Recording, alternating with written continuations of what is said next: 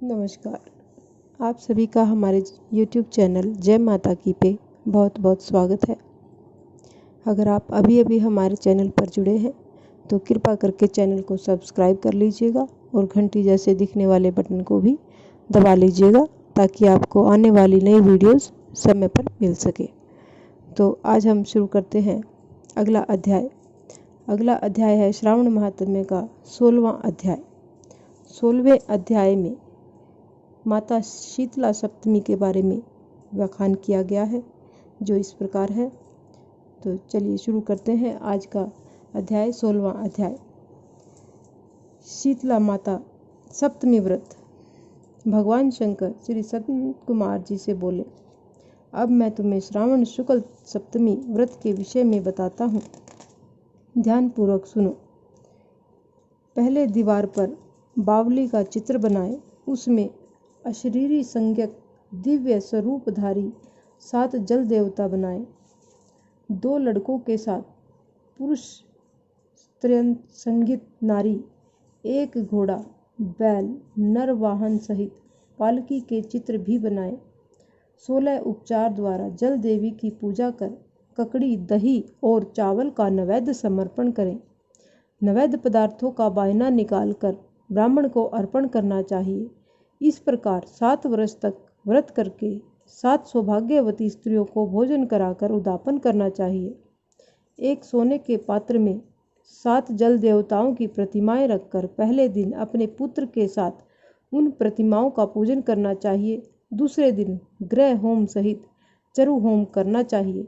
अब तुम इस व्रत के फल के बारे में सुनो। महाराष्ट्र प्रदेश में शोभन नाम का एक नगर था।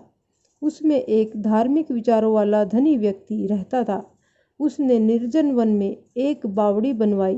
बावड़ी में उतरने के लिए उसने मूल्यवान पत्थरों की सीढ़ियां बनवाई, परंतु उस बावड़ी में एक बूंद भी पानी नहीं आया।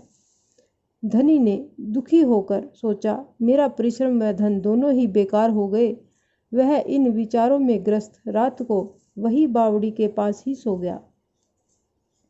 रात को उसे स्वप्न आया कि यदि तुम अपने पुत्र की बलि दे दो तो तुम्हारी बनवाई हुई जो बावड़ी है उसमें जल भर जाएगा। सुबह होने पर व्यक्ति अपने घर आया और अपने पुत्र द्रविड़ से रात के स्वप्न के बारे में बताया। उसका पुत्र द्रविड़ भी धार्मिक वृत्ति का था। उसने पिता की बात सुनकर कहा, पिताश्री, आप मेरे जन्मदाता हैं।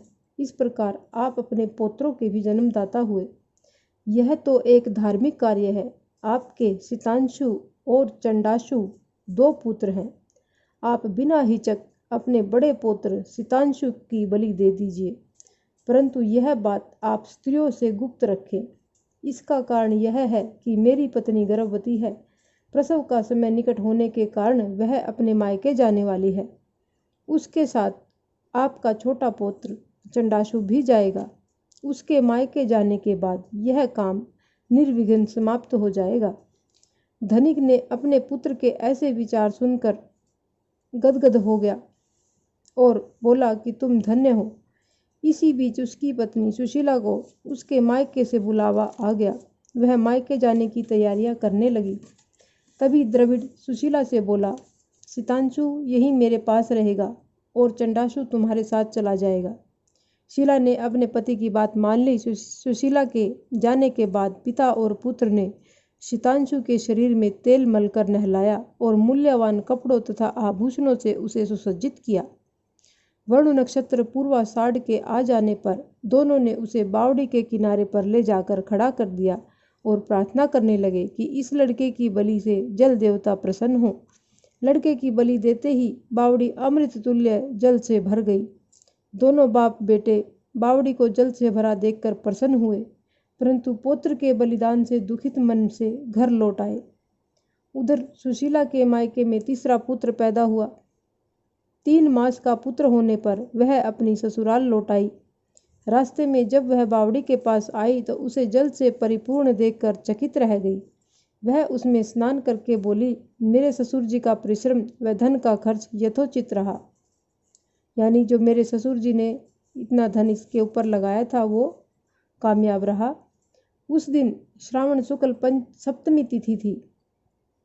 सुशीला ने शीतला का व्रत करा और वहीं पर दही तथा चावल मंगवाकर स्वादिष्ट भोजन बनाया।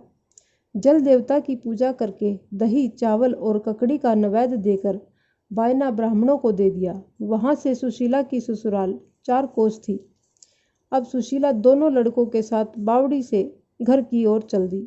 इधर जलदेव आपस में कहने लगे, इसका बड़ा पुत्र हमें वापस लौटा देना चाहिए, क्योंकि इसने बड़े परिश्रम और प्रेम से हमारा व्रत किया है।